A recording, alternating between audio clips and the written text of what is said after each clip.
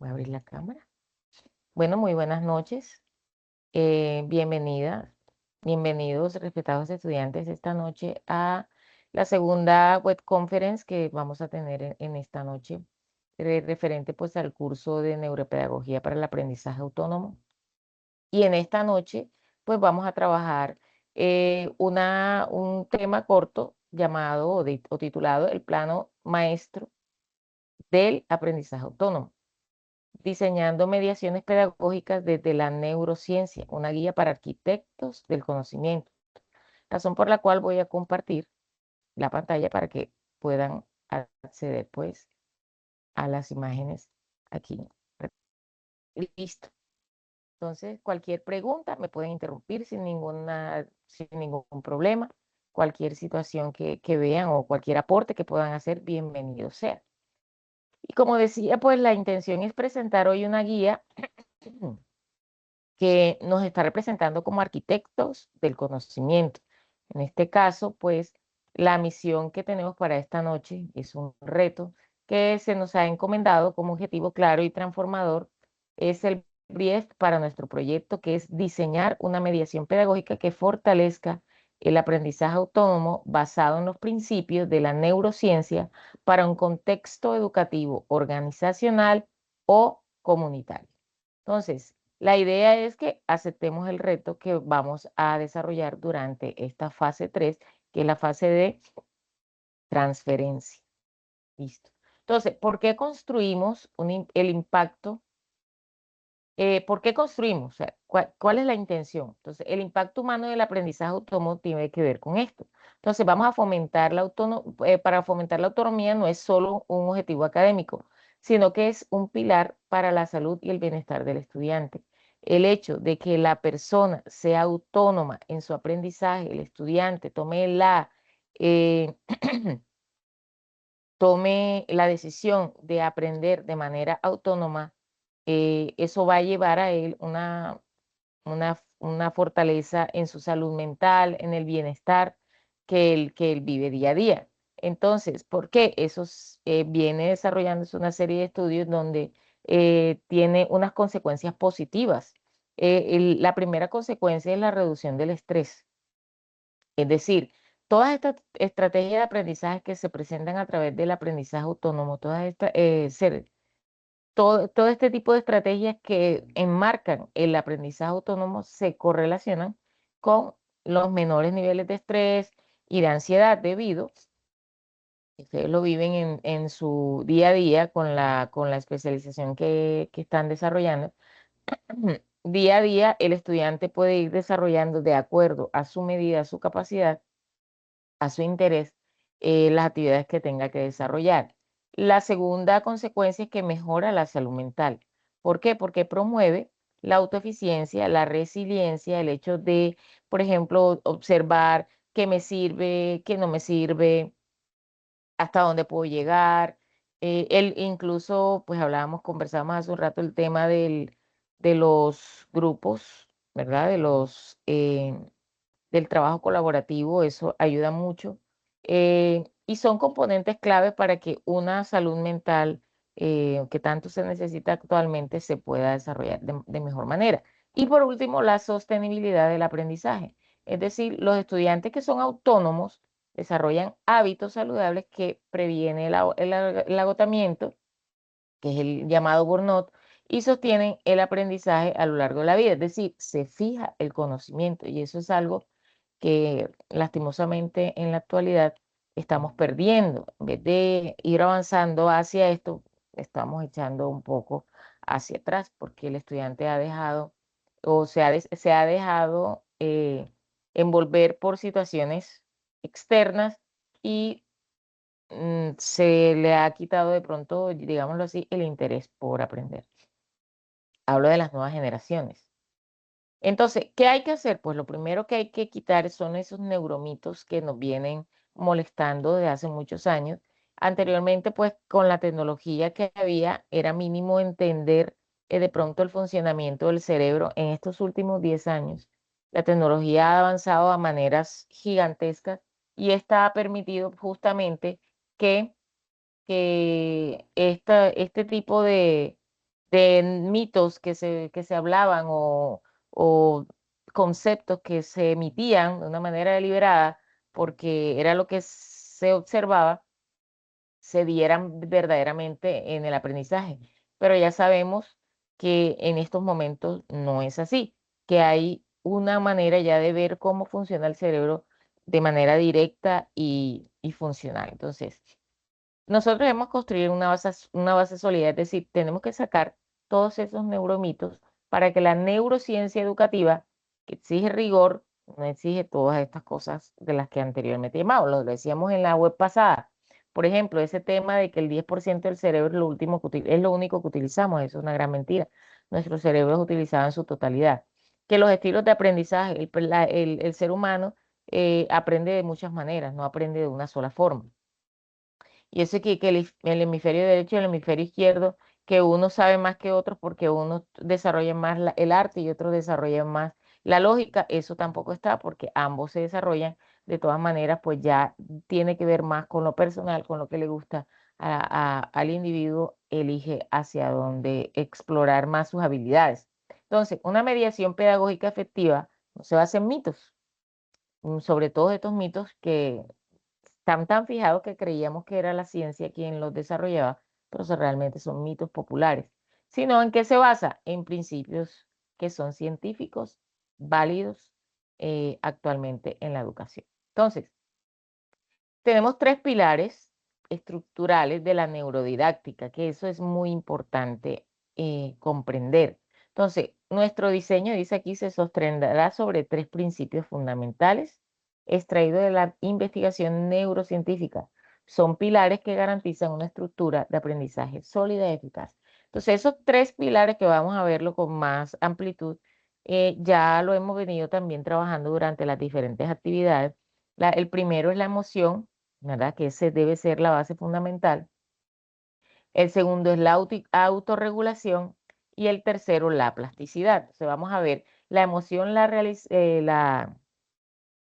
relacionamos como el pórtico, la autorregulación la relacionamos como el timón y la plasticidad como el motor, que nos va a dar al final pues el aprendizaje como tal. Entonces, ahondemos un poco en la emoción, ¿verdad? ¿Qué es el pórtico del aprendizaje? Bueno, la emoción realmente no es un distractor como muchos piensan, todo por el contrario, es un proceso cognitivo, es una parte integral y necesaria para aprender, porque es que actúa como un filtro y decide si la información entra o no. Cuando un chico o una chica está motivado en aprender, se va a hacer mucho más fácil procesar la información y sobre todo recordarla. Cuando los niños tienen, sobre todo en la edad infante, los niños tienen esa emoción por aprender, va a ser mucho más fácil el aprendizaje si les gusta, si la profesora le gusta, si el profesor le gusta, si ese profesor transmite una emoción positiva en ellos, es la forma en que seguramente va a obtener un aprendizaje bastante de recordación. Si nosotros vemos esta imagen que está aquí, que es la parte frontal del cerebro, en la parte prefrontal del cerebro se desarrollan todo este tema de las emociones.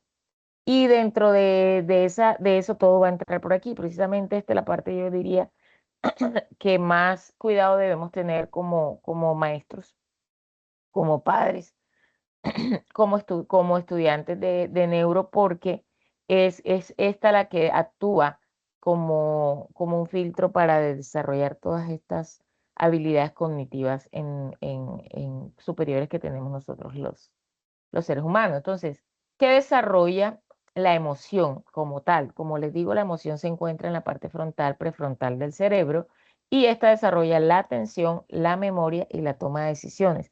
Son tres cosas que un individuo, perdón, desarrolla desde su nacimiento y madura alrededor entre los 25 y los 30 años. Imagínense el tiempo que tiene el individuo para madurar esta, esta parte del cerebro y cómo madura justamente a través pues, del aprendizaje como tal. ¿Sí? A través del manejo de las emociones, a través de mi relación con el otro.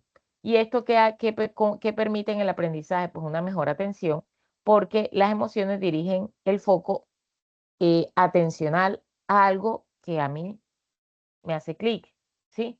Eso que nos importa emocionalmente, seguramente lo aprendemos, algo que me apasione. Yo observaba la semana anterior, ya nosotros estamos casi en vacaciones, los niños ya casi salen a vacaciones, les quedan 2 días de clase, y estábamos dando una clase de geometría. La clase de geometría fue en la última hora. Y ellos hicieron, bueno, aprendieron polígonos y cómo eran los tamaños. Y bueno, yo no sabía pues que les gustara tanto el tema. Cuando se acabó la clase que bajamos, que hay la entrega a los niños a salida, ellos me dicen, profe, ¿podemos hacer la tarea aquí? Bueno, y yo, pues normal, les dije, claro, eso es decisión de ustedes.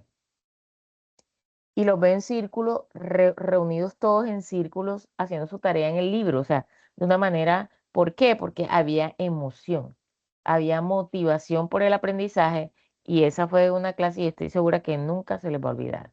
¿Por qué? Porque encontraron la emoción, encontraron de pronto en el dibujo, en el reto de contar, de hacerlo de una manera que fuera paralela, ellos iban entendieron de una manera mucho más fácil y como era a través de colores y todo, pues para ellos se les facilitó y era un grupo de quinto grado. Entonces, eso hace que precisamente el atender capta la atención inmediatamente del individuo. La memoria, claro, cuando tú captas la atención, atiendes de una manera directa, te interesa lo que estás leyendo, lo que estás aprendiendo, lo que te están mostrando, inmediatamente tu memoria va a tener esa capacidad de que sea tan profunda de que va a durar en el tiempo. Esta es una experiencia con una carga emocional fuerte, lo que les acabo de, pues, como le digo, de contar, ¿sí? Que hace que esa codificación que hacen del aprendizaje quede fijada. Y tres, la toma de decisiones. Entonces, todos los procesos emocionales son fundamentales para tomar buenas decisiones o malas decisiones, dependiendo de cómo lo veamos, ¿verdad? Incluyendo las decisiones de cómo aprender. O sea, si yo tomo la decisión de aprender, estoy convencido de que lo voy a hacer. Sí, ya yo después busco las herramientas que se me faciliten, la forma de hacerlo mejor, pero es una decisión personal cuando quiero aprender, salvo de que haya alguna dificultad cognitiva, que eso ya es otro tema, ¿verdad? Entonces, la intención de nosotros como maestros es diseñar experiencias que generen esa curiosidad, esa conexión emocional, esa seguridad en el aprendizaje y que sea positiva, ¿verdad? Positiva en lo que se va a aprender. Entonces, el pilar número 2 es la autorregulación. La autorregulación es el timón, es como un timón de auto, es como un timón de, de barco que nos va a guiar, ¿verdad? Entonces, el aprendizaje autónomo depende directamente de la capacidad del estudiante para gestionar sus propios procesos cognitivos y metacognitivos.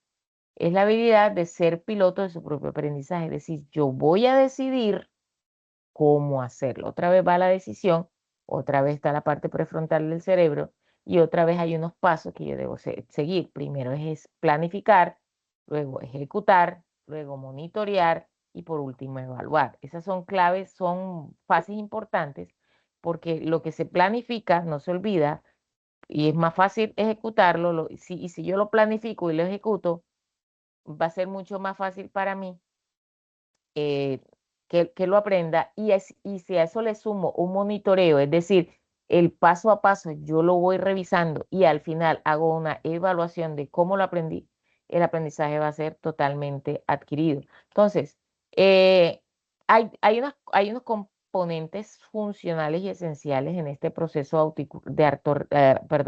de autorregulación y son las funciones ejecutivas. Sabemos que las funciones ejecutivas son propias del ser humano. Es lo que hace que nuestro cerebro sea diferente y piense de una manera mucho más compleja que el resto de los seres vivos, de los animales en este caso. Entonces, esas funciones ejecutivas que son la atención, la concentración, bueno, todas estas, eh, cuando tenemos autorregulación, o sea, de nuestro propio aprendizaje, estas funciones en el lóbulo prefrontal, como la planificación, la organización, la memoria de trabajo y el control inhibitorio, va a hacer que sea un apoyo para mi aprendizaje autónomo, ¿sí? Entonces, todas estas funciones ejecutivas se van a desarrollar mucho más. ¿A través de qué? De ese proceso de autorregulación que voy a hacer, que ojo, pasa por 4 fases: planificar, ejecutar, monitorear y evaluar. La otra es la metacognición, una palabra que yo recuerdo mucho que se puso de moda en el 2020 con el tema de la pandemia. Toda la vida hemos hecho metacognición, toda la vida se ha hablado de metacognición, pero en ese proceso, en ese momento, tomó como un valor que se merecía, porque es que implica la capacidad de pensar sobre tu propio pensamiento. Es como sobrepensar. ¿En qué? En tu aprendizaje. Ojo, ¿qué es en tu aprendizaje? Porque si nos vamos al sobrepensar, pues terminamos en la ansiedad y eso no es la idea. Entonces, es como planificar estrategias, monitorear el proceso y evaluar resultados. Siempre tengo que tener la capacidad de desarrollar esas 4 fases en mi aprendizaje para que él quede fijado realmente sí, en mi interior. Entonces, ¿cuál es la implicación para el diseño? Entonces dice, nuestra mediación debe incluir andamios y herramientas que ayuden a los estudiantes a desarrollar practicar explícitamente estas habilidades ejecutivas cognitivas. Es decir, nosotros como maestros debemos empezar a implementar dentro de nuestro ejercicio docente esas 4 fases del aprendizaje, debido a que el niño se le va a facilitar aprender más. Planifica. Yo tuve una experiencia justamente hoy con los chicos de sexto que le doy lenguaje y ellos tenían que hacer un bosquejo. Yo les explicaba, un bosquejo es algo que tú vas a planificar, donde tú vas a colocar lo esencial para luego desarrollar, que era la redacción de un texto argumentativo sobre un tema. Y a los chicos les costaba mucho, a pesar de que se los repetí en varias ocasiones, que lo hicimos de distintas maneras, a unos se les dificultaba mucho porque no están acostumbrados a este ciclo que debería estar todos los chicos, no solamente en el área de español, no solamente en todas las áreas como tal. Perdón. Y como tercero, pues el pilar 3, que ya lo hablamos ampliamente en la web pasada, es la plasticidad cerebral, que es el motor del crecimiento. ¿Sí? Nuestro cerebro, perdón, hace siempre refuerzos, ¿verdad? Porque hay una conexión constante por el aprendizaje. Entonces, eh, ¿cuál es el principio clave? Que el cerebro como tal no es una estructura fija. O sea, el cerebro es plástico, lo cual quiere decir que tiene la habilidad de transformarse. ¿En qué sentido? En que este tiene una actividad constante cada vez que lee, cada vez que aprenda, cada vez que se mueve la persona. O sea, el cerebro no deja nunca de funcionar. Es un órgano que está en constante movimiento. Sí, entre él mismo, me refiero, no es un movimiento. De hecho, pues le llamamos que es la CPU del ser humano, porque ahí es donde se generan todas esas conexiones que dan toda la información al resto del cuerpo. Entonces, el cerebro no es fijo. Aprender es un proceso biológico que crea y fortalece conexiones neuronales. Cada vez que la persona aprende desde su concepción, porque esto se da desde la concepción, hasta terminar sus días, crea una nueva habilidad en su cerebro. Perdón, crean nuevas conexiones. Y estas nuevas conexiones desarrollan habilidades, ¿verdad? Que, hacen parte, pues, precisamente del conocimiento y el cerebro cambia. Hay una tesis, no recuerdo, una teoría, no recuerdo de quién era, que hace muchos años la aprendí en el colegio, me acuerdo, que hablaba del que lo que no se usa se deteriora. Por eso el cerebro no se deteriora, o sea, difícilmente se deteriora porque las personas aprenden día a día de algo. Ahora hay un movimiento, infortunadamente, donde se está ¿cómo se dice la palabra? Bueno, es como induciendo a los niños y a los adolescentes que no piensen tanto. Porque a través de las redes sociales como el TikTok son 10 segundos de atención, esto genera que el cerebro no alcanza a procesar lo anteriormente dicho, ¿verdad? Y entonces el cerebro no aprende. ¿Qué sucede? Que esto se está llevando a las aulas y el chico más de 10 segundos no capta la atención. Si no le prestamos atención a este sistema que se está dando, posiblemente en nuestro futuro vamos a tener muchas dificultades a nivel pedagógico, los maestros didácticos y todo este tipo de problemáticas van a llegar a las aulas y no va a ser fácil. Por eso es que debemos trabajar. Nosotros que estamos haciendo esta especialización adecuadamente y hacerle entender, pues, principalmente al padre de familia, porque es tan eh, peligroso el uso del celular, ¿verdad? En los estudiantes. Bueno, el concepto del cerebro flexible. O sea, el cerebro es flexible porque este es un órgano que se puede adaptar, puede desaprender, puede reaprender y evidentemente aprender. ¿Verdad? Ahorita Paola hablaba de aprender a aprender, exactamente. O sea, el cerebro tiene esa habilidad. El cerebro aprende, reaprende o desaprende. Tiene esas habilidades de poder, si en algún momento yo recuerdo tanto algo que siempre cuento, y es que yo cuando estudié en el colegio, anteriormente pues no había la globalización y muchos aprendían inglés a través de las canciones o lo que le decía el profesor. Nunca se viajaba a Estados Unidos, nunca se escuchaba de pronto una conversación en inglés, lo máximo eran las películas y a mí me enseñaron en vez de decir Apple a decir Apple. Yo llegué a la universidad a estudiar idiomas y esa fue mi primer choque, que aprendí toda mi vida a pronunciarlo diferente, pero mi cerebro tiene la habilidad de primero hacer ese desaprender, lo volví a aprender o reaprender y además contarlo, ¿no? Que eso también es importante porque del error también se aprende. Entonces, el docente transformador, que somos nosotros, es quien diseña entornos que estimulan esa plasticidad, promoviendo el pensamiento crítico, esto desarrolla el pensamiento crítico, la resolución de problemas y la adaptabilidad. Entonces, ¿cuál es la implicación que tenemos nosotros como arquitectos del conocimiento? Entonces, debemos diseñar desafíos y ofrecer retroalimentación que impulsa al cerebro a formar nuevas rutas. El error no es un fallo, es una oportunidad para la neuroplasticidad.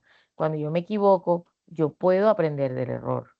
Eso siempre hay que enseñarle a los niños. Los niños, sobre todo en edades más tiernas, ellos no les gusta equivocarse. Les da miedo, les da de pronto temor a la burla, etcétera, etcétera. Y en nuestra idiosincrasia colombiana, especialmente nosotros acá en la costa, que nuestra idiosincrasia infortunadamente tacha el error, eso es lo que sucede. Yo particularmente lo viví en la universidad también. Cuando me equivocaba en una pronunciación en el idioma, extranjero, eso para mí era terrible y eso fue lo que me hizo pues tomar una línea más, aunque manejo el inglés, un manejo más profundo en el lenguaje. Entonces ahora vamos de los principios a la práctica. Ya sabemos cuáles son perdón, los cimientos. Bueno, ahora vamos a ver cómo construir el conocimiento con las herramientas adecuadas. Entonces, hay una caja de herramientas que podemos utilizar como estrategias didácticas para desarrollar aprendizaje autónomo o para motivar el aprendizaje autónomo o para, sí, promover eficazmente el aprendizaje autónomo. Y estas se basan específicamente en las metodologías activas, ¿no? Entre estas está el aprendizaje basado en problemas, que ya lo conocemos, que esta fomenta la curiosidad, que está la emoción, que sabemos que es importante, y la planificación, que es la autorregulación. El aula invertida, que también se utiliza mucho, sobre todo en estos espacios, también transfiere el control de ritmo de aprendizaje al estudiante y aquí trabajamos la autorregulación. El estudio de casos es una metodología que últimamente está tomando muchísima fuerza porque realmente se da cuenta, o sea, nos hemos dado cuenta que esta metodología ayuda a hacer un análisis crítico de la realidad. Sí, de hecho, últimamente los maestros, aquellos que quieren estar nombrados o que fueron nombrados en el último concurso, fueron evaluados a través de estudio de casos. Y este desarrolla la emoción y la plasticidad. Está la gamificación que utiliza la motivación y la recompensa para reforzar el aprendizaje. También está la emoción y la plasticidad. La tutoría entre pares, que eso es importantísimo, desarrolla habilidades metacognitivas al enseñar a otros, la autorregulación, por eso que nosotros desarrollamos el foro en ese intercambio de ideas, ese intercambio de trabajo, ese intercambio de experiencia. Entonces, ¿cuál es la mejor estrategia? La que se adapta a tu contexto, la que se adapta a tu necesidad, la que tiene unos objetivos de diseño que te ayudan a desarrollar el niño o la niña o el adolescente o el joven que tienes en tu clase. Esta es la mejor para ti. Tú ya sabrás cuál es la que mejor se adapta a esa necesidad por la que estás viviendo o a la que estás desarrollando. Entonces, ¿cuál es el plano de diseño? Entonces, yo aquí tengo un lienzo de mediación pedagógica que nosotros podemos utilizar para estructurar esta propuesta que estamos desarrollando. Entonces, cada elemento lo debemos conectar para crear una experiencia de aprendizaje coherente y poderoso. Entonces, primero yo debo conocer cuál es el contexto y los participantes, dónde se implementa, cuál es el ámbito educativo, el ámbito organizacional, si hay un ámbito comunitario, quiénes son los aprendices, cuáles son sus necesidades motivacionales. Eso es muy importante. El objetivo de aprendizaje autónomo, qué habilidad específica de autonomía se busca fortalecer. Yo debo tener claro mi objetivo de aprendizaje autónomo. ¿Cuál es el pilar que voy a utilizar? ¿Qué pilar será eje de tu diseño? Si las emociones, la autorregulación o la plasticidad. ¿Y cómo la voy a activar? ¿A través de qué metodología? ¿A través de qué estrategias? Entonces, vienen las estrategias y las actividades, que es donde voy a colocar estas de la caja de herramientas anteriormente, ¿verdad? Compartida. Yo voy a elegir una para ver cuál de esas estrategias, o si tengo otras también, porque no necesariamente deben ser estas, otras metodologías activas, yo también puedo utilizarlas. Voy a describirlas, cómo voy a utilizarlas, etcétera, etcétera. Y evidentemente algo que no puede faltar es la evaluación del impacto. Entonces, ¿cómo se medirá el fortalecimiento del aprendizaje autónomo y el bienestar? ¿Listo? Entonces, ¿cuál es el mensaje de hoy? Usted no es un instructor, es un arquitecto de la transformación. Les dejo esta frase, dice, al diseñar con el cerebro en mente, solo transmitimos información, construimos entornos donde el aprendizaje autónomo, la resiliencia y el crecimiento florecen. El objetivo no es crear una lección, es habilitar una vida de aprendizaje. Sea un docente transformador que diseña para un cerebro flexible. ¿Por qué esta frase tan bonita, pero a la vez tan diciente, tan fuerte? Sea el docente transformador que diseña por un cerebro flexible, porque infortunadamente nos han enseñado toda la vida que todos los cerebros funcionan de la misma manera. Y no, hay una creatividad impresionante en cada cerebro, una, una resiliencia espectacular. A pesar de las dificultades exteriores, el cerebro se dispone y aprende. Entonces, eh, es bonito ver que podemos crear, como está este árbol aquí desarrollado, a través de todas las ciencias, algo bonito y que aporte a nuestro mundo como tal. Entonces, bueno, esta es la web de hoy, donde pues colocamos cada uno de precisamente de los ejercicios que se van a desarrollar durante esta fase. No sé si Paola, que aún me acompaña, tenga alguna pregunta o tenga algún aporte que hacer frente a esto que acabamos de compartir. Regala un minuto. Bueno, sí, sí, Ahora sí. sí, profe. Primero que todo, eh, muchísimas gracias porque siento que definitivamente sí tengo mucha más claridad ahorita para poder realizar el trabajo. Mejor dicho, muchísima, muchísima. Me siento ya como con un camino súper claro en cuanto al desarrollo pues también como de la estrategia. Partiendo de todo lo que hablaste, no deja de impactarme el tema de las emociones como componente pues esencial de nuestro pensamiento, ¿verdad? Que es algo como que nosotros lo estamos descubriendo porque estamos estudiando neuropedagogía, pero la mayoría de la gente todavía no lo conoce, no, porque se ha subestimado el papel de las emociones, el rol de las emociones. Así es. Entonces, no deja de maravillarme cómo influyen en todos los procesos, en atención, percepción, memoria, en toma de decisiones, en resolución de problemas, es increíble. Así Y es. me ha encantado también como poder hacer digamos que, no más allá de contraste, como entrelazar las 3 lecturas bases de esta fase, ¿no? Ver Okey, cómo se apoya la una con la otra, porque, por ejemplo, desde las estrategias didácticas, como tú lo mencionabas, ver también cómo se favorece el aprender a aprender y cómo mejora la salud de los estudiantes. O sea, en mi tiempo, cuando era estudiante de colegio, yo creo que a nadie le importaba mi salud mental, sí, mi estado anímico, si literal, tenía motivación o no. así es. De hecho, en la universidad, porque retomando como el ejemplo que pusiste de los estudiantes en la clase de, era de, de geometría. Ujú. Me De acordé cuando yo geometría. estaba en la universidad, sí, yo estaba en la universidad, en una clase de francés y teníamos una profesora muy activa, muy didáctica, con la que más aprendimos y era precisamente porque ella llegaba cargada de emoción a cada clase. Y ejemplo, cuando estamos aprendiendo las partes de la casa, llevó una casa de muñecas llena de todas las Imagínate, cositas. Sí, y los rostros de espectacular. todos, sí, ya, pues que 18, 20 años, 22 años y la emoción de todos era, no, rebosada de emoción todo el mundo. Entonces, y por eso aprendíamos y conectábamos tanto con ella. Y todo esto, pues, conecta con lo que estamos trabajando ahorita desde neuropedagogía para el Total, aprendizaje autónomo, sí. total. Mira, Entonces, muchas gracias por este espacio, de verdad. no, y Paola, imagínate que, bueno, yo tengo como ¿qué te digo? Un panorama amplio en el colegio, porque yo doy matemática en primaria y doy lenguaje en bachillerato. Yo soy licenciada en lenguas, pero a mí me gusta y me motiva enseñar matemáticas. Y la clase favorita de los Ah, chicos de cuarto y de quinto es matemáticas. Y tengo niñas y increíble, niños, ¿verdad? o sea, Wow. es una cosa loca. Yo la vez pasada le decía a los chicos, yo aquí pues tomamos mucho el pelo y decía: "Ay, pero ya, o sea, ya, yo ustedes que tanto molestan, están encima de mí".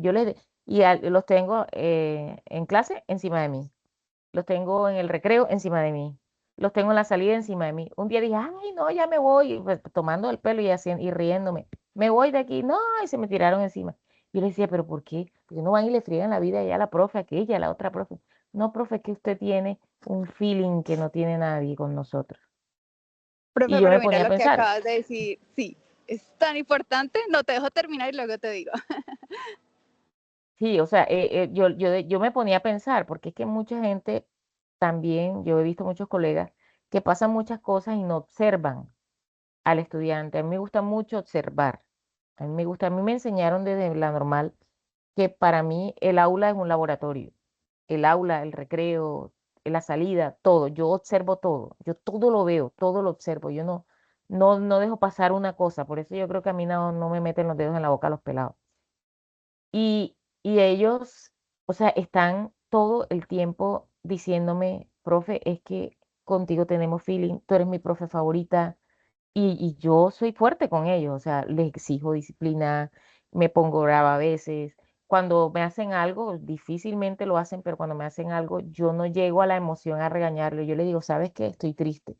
Estoy muy triste porque tú me hiciste esto, porque tú". Le muestro la emoción, no le digo que estoy enojada, no le digo que estoy molesta con él, sino que estoy molesta con tu acción, con lo que hiciste, no molesta contigo. O sea, nunca le hago eso. Eso también lo aprendí hace muchos años, que uno debe mirar la acción y corregir la acción, más no al estudiante. Sí, porque el estudiante es la persona, pero a mí lo que me molestó fue la acción, lo que hizo. Y eso también es importante. El tema de las emociones, o sea, yo también escuchaba que si un maestro llega triste a clase, no da una buena clase.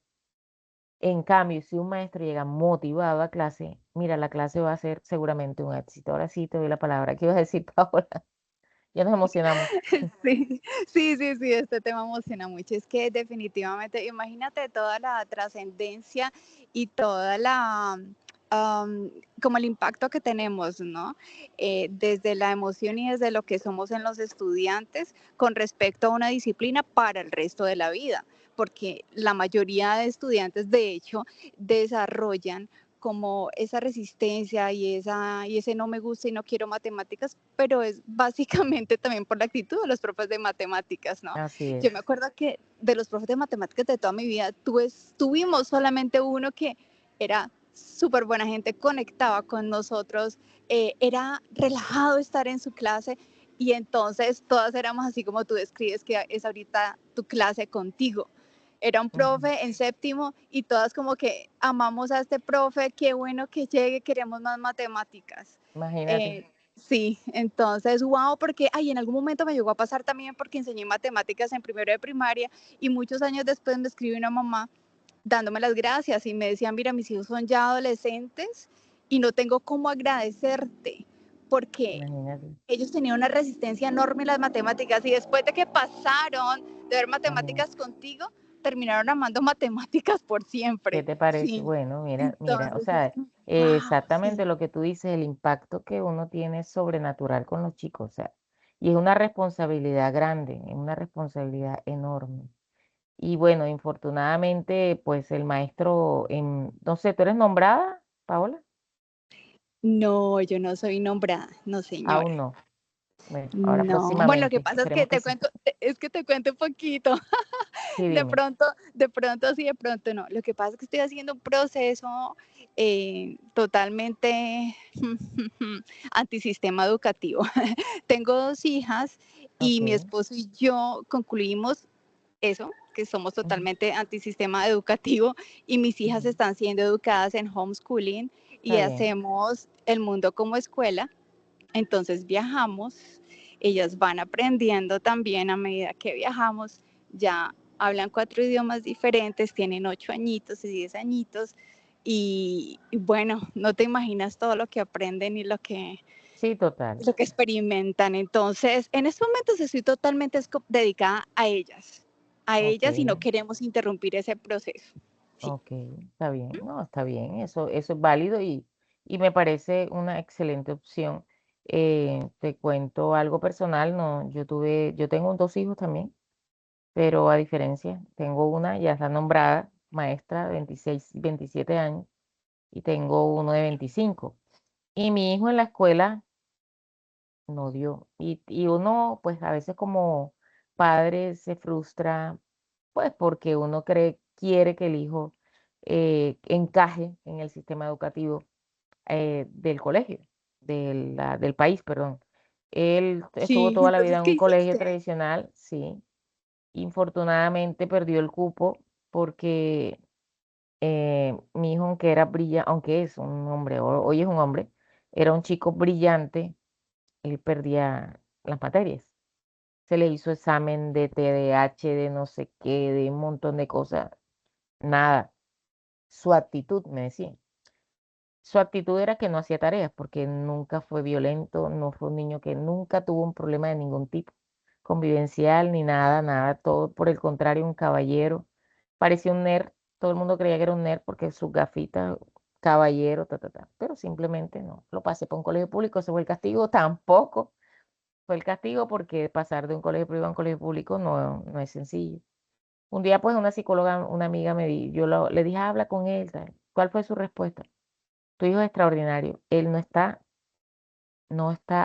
es un chico que se pueda adaptar a un sistema educativo tradicional. Ponlo a que termine donde sea y cuando ya vaya para la universidad, Wow. que elija lo que le dé la gana, que elija lo que le dé la gana y vas a ver que va a ser un gran profesional". Y bueno, yo así hice. Aquí hay un colegio que da por niveles, solo daba clase los sábados. Imagínate que, o sea, para mí eso fue algo terrible, porque yo maestra toda la vida, maestra de sistemas Sí, súper como tal. estructurada. Fui maestra privada 15 años, después trabajé 15 años en la administración de la alcaldía, en la educación. Ahora tengo 3 años en el servicio público, pero eso sucedió antes de yo ser maestra pública, estaba en la alcaldía todavía. Y para mí eso entraba en rebro, o sea, eso era algo que yo decía, no puede ser, porque mi hijo. Bueno, él terminó. Justamente también aprendí el tema del desarrollo prefrontal en el cerebro, que se da la madurez de una persona se da entre los 25 y los 30 años, imagínate. Y el neurólogo decía, el joven debería elegir su carrera profesional a esa edad, no antes, Mm, imagínate. sí, totalmente, y Y uno los totalmente de quiere acuerdo, sí. forzar a llevarlos. Sí. Mi hija terminó de casi de 15, 16 años en el colegio y entró a la universidad y mira que ya está nombrada con Mm, 26 años, la nombraron de 24 años. Entonces, wow. es como tomar esa decisión, wow. Hoy en día mi hijo está en cuarto semestre de Derecho y sus materias son todas en 5, en 4, 9. Y le digo, ¿te gusta lo que estudias? Y me dice, sí, mami. Y es un tipo que maneja información que no la maneja ninguno de los cuatro aquí, los tres juntos aquí, con él, como lo hace él. Entonces, es como darse cuenta, o sea, por eso te digo, estás haciéndolo bien, no te preocupes por eso. Luego que eso sea, que haya forma de legalizarlo, que yo veo que ya el país está desarrollándose en eso, pues entonces, tranquila, hágale. Sí, y Seguramente no, y van lo a que estar tú bien dices, educadas. claro que sí, lo que tú dices es, tenemos como muchos bloqueos para poder ver la singularidad del otro, ¿no? Así es. Imagínate lo que sufren, pueden sufrir tantos niños en la misma situación de tu hijo, pero que no tienen un acompañamiento apropiado de los padres y que simplemente están siendo juzgados todo el tiempo por el círculo en donde sea que se encuentren y terminan es antes destruidos, súper frustrados, ¿verdad? Así es, así es. Sí. Terrible, En- terrible.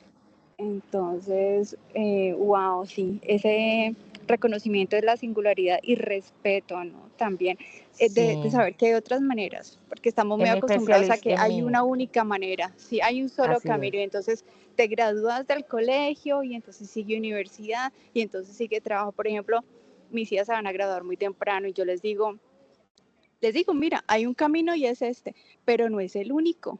Yo les digo, Claro. de hecho, la estudiante más brillante que he tenido en mi vida, les digo, esa estudiante decidió hacer las cosas totalmente diferentes, se graduó, decidió irse a viajar por toda Europa, aprender alemán perfecto, luego se devuelve a Colombia, estudia en la Universidad del Valle y estudia, es la mejor estudiando química y en estos momentos está, o sea, la mandaron a pedir de Japón, Wow, pero cuando bacán. ella estaba empezando la carrera, todos sus compañeros estaban ya graduando. ¿Ella lo afectó? No, ella eligió un camino diferente y eso no la hizo menos exitosa que los demás que escogieron todos Claro, el mismo camino.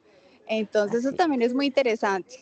Sí, Sí, sí, sí. De ahí radica todo, de esa parte de la emoción. Es parte fundamental. sí, Bueno, sí, sí, Paola, profe. entonces, muchas gracias por atender a la clase, de verdad, a la web conference de hoy. Y bueno, espero que cualquier situación que quieras aportar en el foro de la actividad de la web también es bienvenido. Muchas Entonces, gracias, profe, a igual ti ella queda nuevamente por este grabada. espacio. Bueno, Muchas un gracias, me abracito. encantó, quedo de verdad muy satisfecha, muy llenita. Muchas Ah, gracias, qué bueno, un gracias a ti. abrazo, gracias, gracias, que estés muy bien. Igualmente. Que tengas una feliz noche. Gracias igualmente. Chao. Hasta luego.